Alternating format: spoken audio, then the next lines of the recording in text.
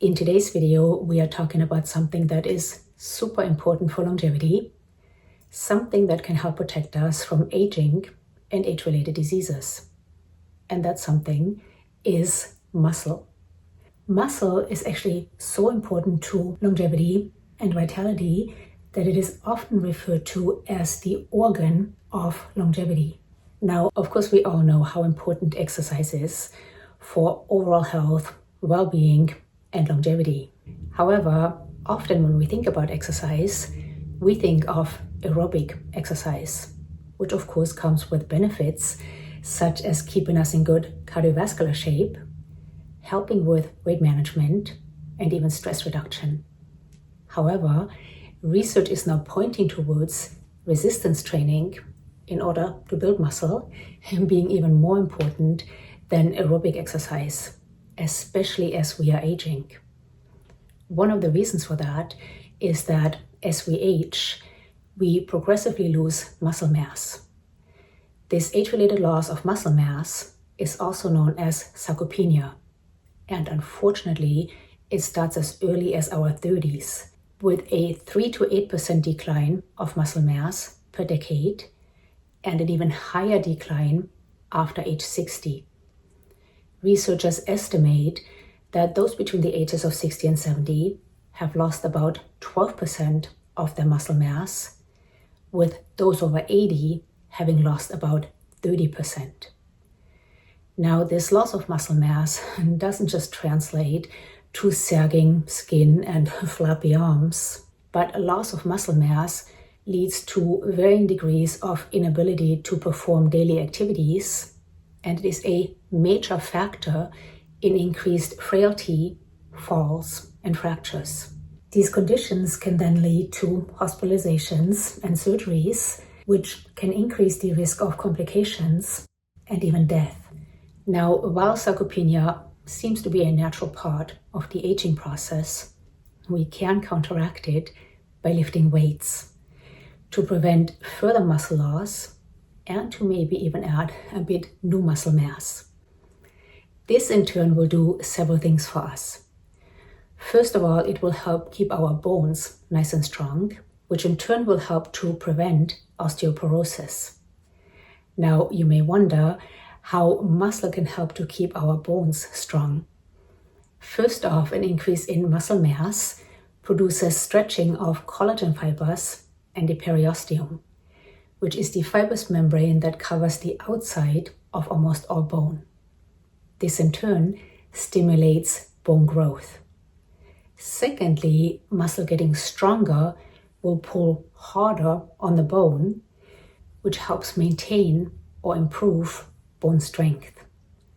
But building muscle through weightlifting will not just ensure better bone health, it will also help us to keep a healthy weight as we age. I'm sure you too know somebody who is, as they are aging, struggling to keep off the weight. Most of the weight gain associated with age is due to sarcopenia.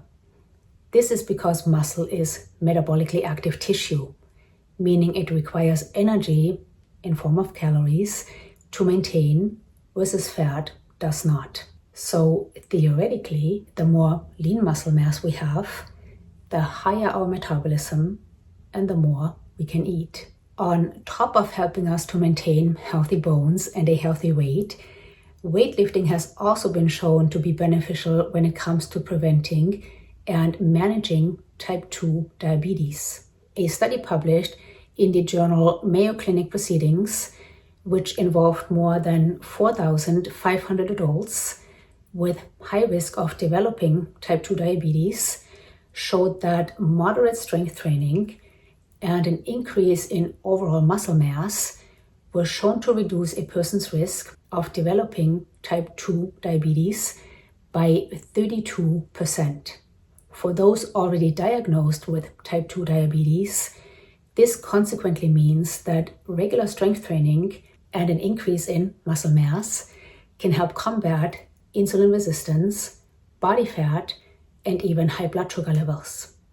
But weightlifting may even be beneficial for women in menopause suffering from hot flashes. This randomized trial showed that a 15-week resistance training program decreased the frequency of moderate to severe hot flashes among postmenopausal women and could be an effective and safe treatment option to alleviate vasomotor symptoms.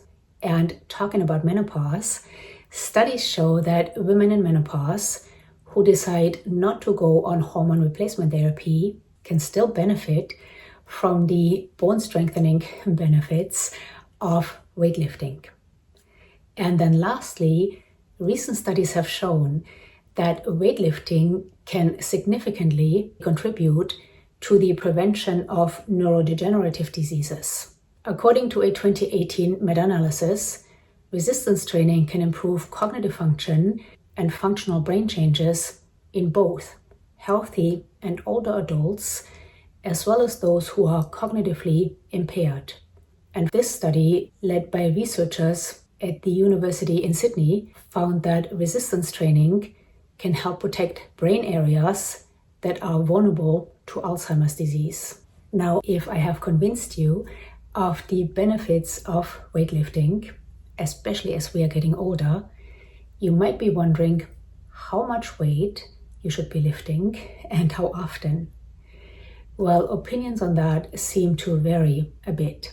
According to the American College of Sports Medicine, as well as the Mayo Clinic, older adults should perform resistance training 2 non-consecutive days a week with 10 to 15 repetitions for each exercise, versus some experts like Dr. Stacy Sims, an exercise physiologist and member of the Stanford Lifestyle Medicine Movement, recommends that in order to stay healthy through menopause and build muscle and bone, we should be lifting heavier weights, doing 3 to 5 sets of 6 or fewer repetitions.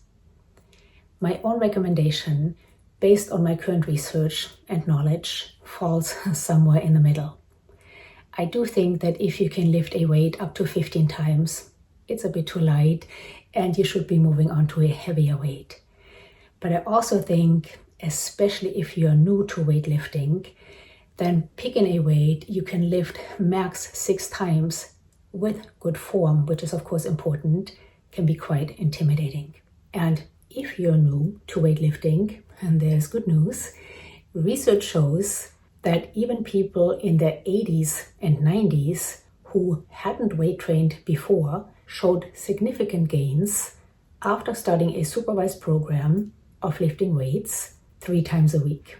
And going back to intensity and frequency once more, research again suggests that what is most important is sticking to a weightlifting plan rather than the exact weight we lift, our specific training program, or how often we work out, as long as we are working out at least twice a week and are consistent. Now, research on this is of course ongoing, and we might learn something different down the road. But for now, I would say, and don't make it too complicated. Lift some weights that challenge you, working out all the major muscle groups, doing so at least twice a week. And then something else that has been found to be beneficial, especially for bone health, is adding some plyometrics. And that can simply be done by jumping up and down several times a day, jump roping, or even doing some sprints. Now, if you would like to know how I personally work out, I'm happy to make a video on it. Just let me know down below. But I hope this video was helpful. I would love to know, do you lift weights? If so, how often? Do you lift heavy or do you go for higher repetitions? And let us know down below. Any questions or comments, of course, please leave them down below. Always love to hear from you. And thank you so much for being here. Until next time, bye.